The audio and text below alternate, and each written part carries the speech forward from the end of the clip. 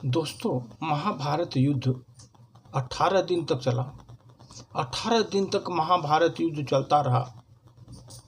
जब 18 दिन के बाद युद्ध समाप्त हुआ, उस समय द्रौपदी का उम्र 80 के उम्र की तरह दिख रही थी। द्रौपदी 18 दिन के युद्ध में 80 वर्ष जैसा दिख रही थी। शारीरिक और मानसिक रूप से बहुत कमज़ोर हो गई थी। उसकी आंखें धंस गई थी, गड्ढे हो गए आंखों पर, और नीचे काले घेरों से उनका पूरा आंख जो है था सर। कपोलों ने अपनी सीमा में ले लिया। कपोल, उसके जो गाल थे एकदम पचक गए सर। श्याम वर्ण अधिक काला हो गया, जो और काला हो गया उसके शरीर। युद्ध से प्रतिशोध की ज्वाला जो जलाया था उसने, उसको युद्ध की प्रतिशोध की ज्वाला उसको जलाया था, और युद्ध के उपरांत पश्चाताप की आग में तप रही थी। युद्ध के पूर्व उसे प्रतिशोध की ज्वाला जला रही थी, और युद्ध के पश्चात पश्चाताप की आग में जल रही थी। ना कुछ समझने की क्षमता उसको बची थी, न सोचने की क्षमता बची थी। कुरुक्षेत्र में चारों ओर लाशें ही लाशें थी। वहाँ पर उनके अंतिम संस्कार के लोग भी उपलब्ध नहीं थे, इतने भयानक युद्ध हुआ था। शहर में चारों तरफ विधवाओं का साम्राज्य था। पुरुष इक्का दुक्का दिखाई पड़ता था। अनाथ बच्चे इधर उधर घूम रहे थे। उन सब की वो महारानी द्रौपदी हस्तिनापुर महल में निश्चित बैठी हुई थी। जो महल की महारानी द्रौपदी थी, वो हस्तिनापुर की, वो महल में निस्तेज बैठी हुई थी। उसके शरीर में कोई तेज ही नहीं था। शून्य होकर बैठी, शून्य की ताक में बैठी हुई थी उस महल में। उसी समय सर श्री कृष्ण उस महल में दाखिल हुए। द्रौपदी कृष्ण को देखते ही उनको दौड़कर लपट करके और रोने लगी। कृष्ण उसके सर को सहलाते रहे और उसे रोने देने लगे कि रो। थोड़ी देर बाद वो खुद अलग होकर के समीप के पलंग पर बैठी। द्रौपदी बोलती है, सर यह क्या हो गया सखा? कृष्ण को बोलती है, यह क्या हो गया सखा? मैंने तो ऐसा नहीं सोचा था। कृष्ण बोले, नियति बहुत क्रूर होती है द्रौपदी। ये जो नियति होती है बहुत क्रूर होती है पांचाली। वो हमारे सोचने का रूप नहीं चलती। जैसा हम सोच रहे हैं हमारे सोचने के अनुसार नहीं चलती। नियति बहुत बहुत क्रूर होती है। हमारे कर्म के परिणामों को बदल देती है। हमारे कर्मों को परिणामों में बदल देती है नियति। हम जो कर्म करते हैं उसको परिणाम में बदल देती है।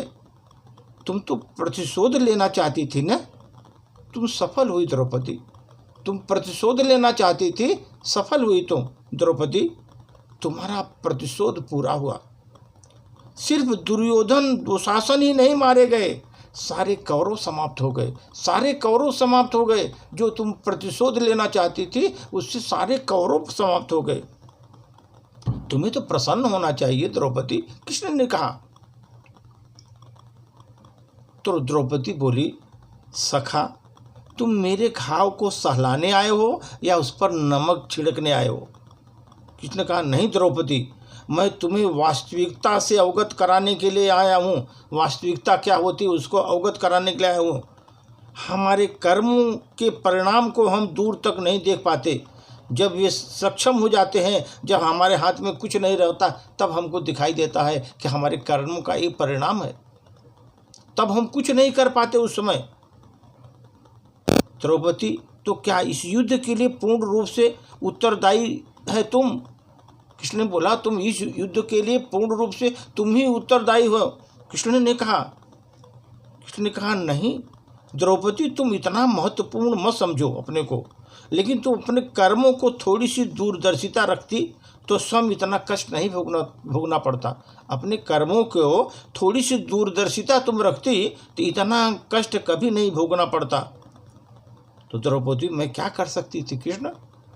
कृष्ण ने कहा, जब तुम्हारा स्वयंवर हुआ तब तू कर्ण को अपमानित करती रही, उसको प्रतियोगिता में भाग ही नहीं लेने दिया। एक अवसर देती तो क्या परिणाम कुछ और होते? अगर एक अवसर उसको देती कष्ट कर्ण को तो परिणाम कुछ और ही होते। इसके बाद कुंती, तुम 5 पतियों की पत्नी बनने का आदेश दिया तुमको, जब तुम उसे स्वीकार नहीं करती तो उसके परिणाम कुछ और होते। तुम क्यों स्वीकार किया 5 पार्टनरों की पत्नी बनने के लिए? और उसके बाद तुमने अपने महल में दुर्योधन को अपमानित किया। वह नहीं करती तो तुम्हारा चीरहरण नहीं होता। अगर तुम दुर्योधन को अपमानित नहीं करती तो तुम्हारा चीरहरण नहीं होता। तब शायद परिस्थितियां कुछ और होती द्रौपदी। कृष्ण ने बोला, हमारे शब्द ही हमारे कर्म होते हैं द्रौपदी। जो हम बोलते हैं ना, हमारे शब्द ही हमारे कर्म होते हैं। और हमें हर शब्द को बोलने से पहले उसको तौलना चाहिए। हर शब्द को बोलने के पहले तौलना चाहिए, ये बहुत जरूरी होता है। अन्यथा उसके शब्दों का दुष्परिणाम स्वयं को नहीं, अपने पूरे परिवार, खानदान, रिश्तेदारों को भोगना पड़ता है। इसलिए जो शब्द बोलते हैं ना, वो तौल कर बोलना चाहिए। उसका दुष्परिणाम इतना बड़ा होता है कि उससे पूरा खानदान, दुष्ट जितने भी होते हैं, रिश्तेदार, नातेदार, खानदान, जितने भी संगी दोस्ती, सब खत्म हो जाते हैं। तो इसलिए द्रौपदी, ये जो है केवल संसार में मनुष्य एकमात्र ऐसा प्राणी है जिसका जहर दांतों में नहीं शब्दों में होता है। आदमी एक ऐसा प्राणी है, ऐसा पूरा संसार में एक ऐसा प्राणी है जिसका जहर उसके दांतों में नहीं होता, उसके शब्दों में होता है। उसका शब्द जितने जहर फैलाता है उतने उसके दांत नहीं फैला सकते। इसलिए आदमी का जो है ना, वो ऐसा प्राणी है जिसमें जहर उसके दांतों में नहीं, उसके बातों में होता है, शब्दों में होता है। इसलिए कभी भी शब्दों का प्रयोग सोच समझ कर करिए। ऐसे शब्द का प्रयोग करिए जिससे आपकी भावनाओं को ठेस न पहुँचे, किसी की भावनाओं को। ऐसा शब्द का प्रयोग करिए। तो द्रौपदी को कृष्ण ने समझाया कि उनके कारण, उसके जो इस तरह का जो उनके उसमें एक व्यवहार था, उसके कारण जो है ये महाभारत युद्ध हुआ। और महाभारत युद्ध का पश्चाताप अंत में द्रौपदी को करना पड़ा। धन्यवाद।